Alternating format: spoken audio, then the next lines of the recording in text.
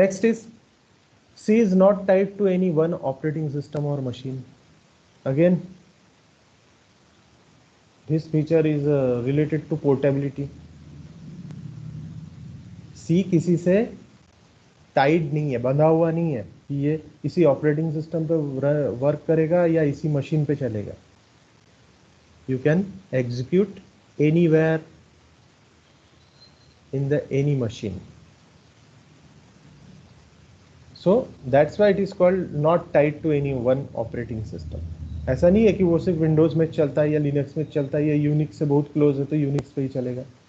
Windows में चलेगा, Unix में चलेगा, एंड्रॉइड में चलेगा, सब जगह चलेगा, सारे ऑपरेटिंग सिस्टम पे, सारे मशीन्स पे चलेगा. C has been called system programming language. Another beautiful features of C language is system programming language. Means C जो लैंग्वेज है वो सिस्टम प्रोग्रामिंग लैंग्वेज भी है. Also called, C has been also called system programming language. आप simple application development तो कर ही सकते हैं, लेकिन सिस्टम प्रोग्रामिंग लैंग्वेज भी है, तो उस कारण से you right compiler, develop operating system. आप खुद का ऑपरेटिंग सिस्टम डेवलप कर सकते हो यूजिंग सी. छोटे छोटे ऑपरेटिंग सिस्टम आप बना सकते हो. दिस इज कॉल्ड छोटे operating system is called as small operating system is called as embedded system.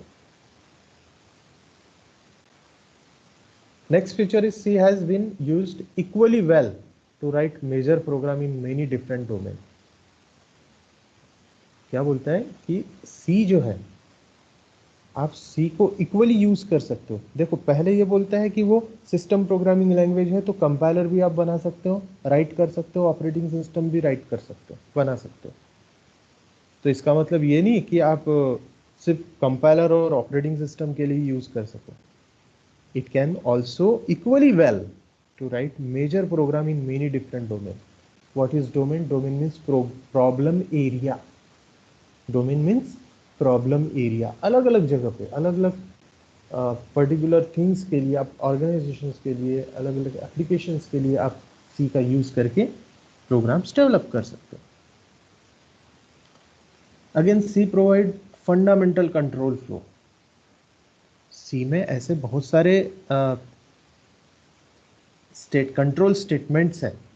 Control statement, what is control statement? Control का मतलब जैसे अपन कोई व्हीकल वगैरह ड्राइव करते हैं तो उसमें जो controls, brake, gear, clutch, ignition on off, petrol को ऑन ऑफ करते हैं, these are all the controls. तो वैसा ही C लैंग्वेज में भी फंडामेंटल कंट्रोल्स अवेलेबल है. और वो फंडामेंटल कंट्रोल्स कौन से होते हैं? लूपिंग, ब्रांचिंग, जिससे आपका जो स्टेटमेंट का एग्जीक्यूशन का जो फ्लो है उसे आप कंट्रोल कर सकते हैं. जैसे आपके पास 10 लाइन का कोड है तो पहला किया, दूसरा किया, तीसरा किया, ये नॉर्मल इसमें चलेगा. लेकिन अगर आप लूपिंग और ब्रांचिंग का यूज करते हो तो तीसरे स्टेटमेंट को आप 10 बार रिपीट कर सकते हो. कुछ कंडीशन पे फोर्थ स्टेटमेंट को रिमूव कर सकते हो.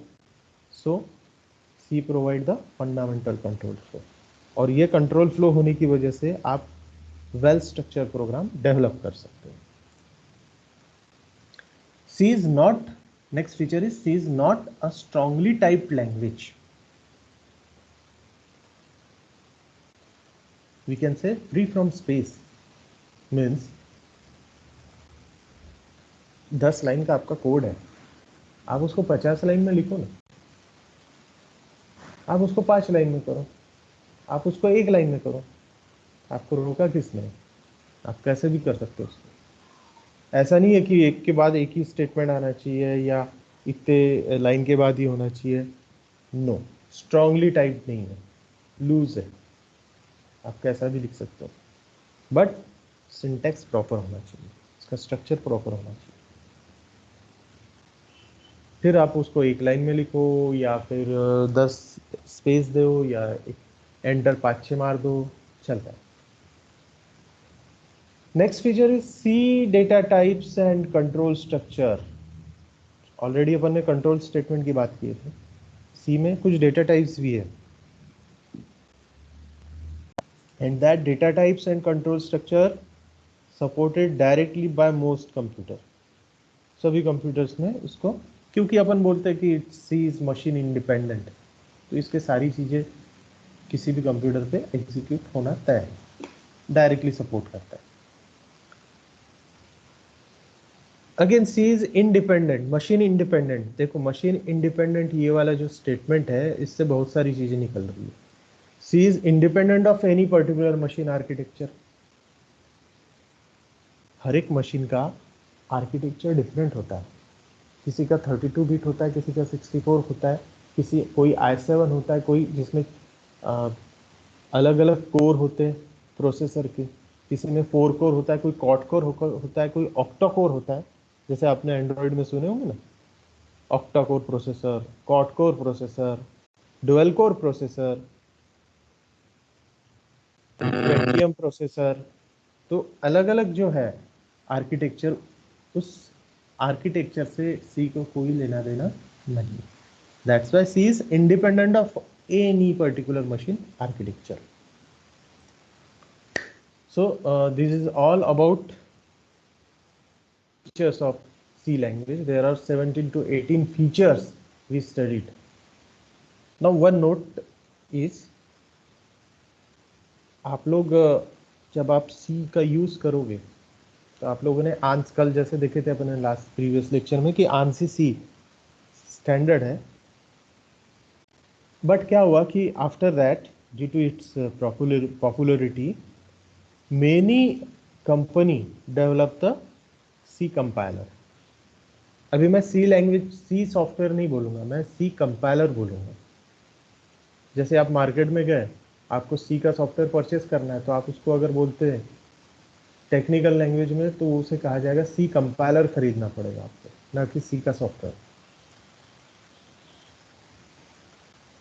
सो जब भी आप कोई पीसी में सी का सॉफ्टवेयर यूज करते, सॉरी सी कंपाइलर यूज करते हो, तो आप अलग अलग कंपनी के कंपाइलर्स अवेलेबल, जैसे कि टर्बो सी एक है, लैटिस सी है, माइक्रोसॉफ्ट का सी है, क्विक सी है, एजिटेक का है, लाइट स्पीड सी है, ऐसे बहुत सारे, बोरलैंड सी है, ये भी फेमस है, बोरलैंड, टर्बो, आंसी, ये सबसे ज़्यादा फेमस है, जिसमें से कॉलेज में अपन लोग टर्बो सी का यूज़ करते हैं।